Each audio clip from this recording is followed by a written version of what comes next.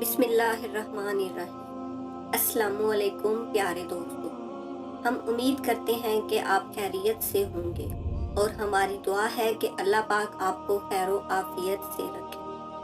پیارے دوستو، چھوٹے بچے جب بولنا شروع کرتے ہیں تو بہت خوبصورت لگتے ہیں، لیکن جو بچے جلدی بول نہیں پاتے ان کے والدین ان کے لیے پریشان ہو جاتے ہیں۔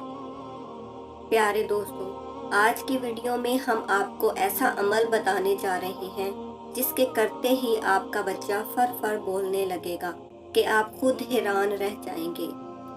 یہ عمل یا وظیفہ جاننے کے لیے آپ سے التماس ہے کہ ویڈیو کو آخر تک ضرور دیکھیے گا۔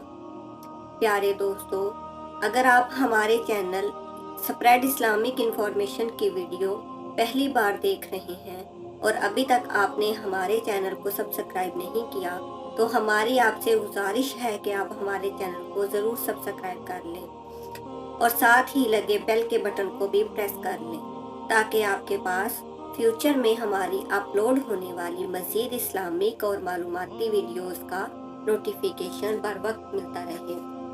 پیارے دوستو، ایسے بچے جو بڑھتی عمر کے ساتھ بولنا شروع نہ کریں، ان کے لیے کچھ آزمودہ ٹوٹکے آپ کو بتانے جا رہے ہیں۔ دوستو، کرنا آپ نے کچھ یوں ہے کہ جس پانی سے گھر کی عورتیں آٹا گوندتی ہیں، وہ آٹے والا پانی جس میں تھوڑا بہت آٹا شامل ہو جاتا ہے، وہ جلدی نہ بولنے والے بچے کو روزانہ تھوڑا سا پلا دیا کریں۔ ایسے بچے کو روزانہ انار بھی کھلایا کریں۔ بطخ کا ایک انڈا فرائی یا ابال کر کھلائیں۔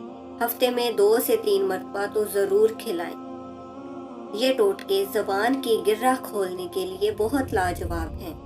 دوستو، یہ تھے نہ بولنے والے بچوں کے حوالے سے بزرگوں کے بتائے ہوئے کچھ آزمودہ ٹوٹکے۔ آئیے اب ہم آپ کو اس وظیفے کے بارے میں بتاتے ہیں جس کے کرتے ہی انشاءاللہ آپ کا بچہ فر بولنے لگے گا۔ وظیفہ کچھ یوں ہے۔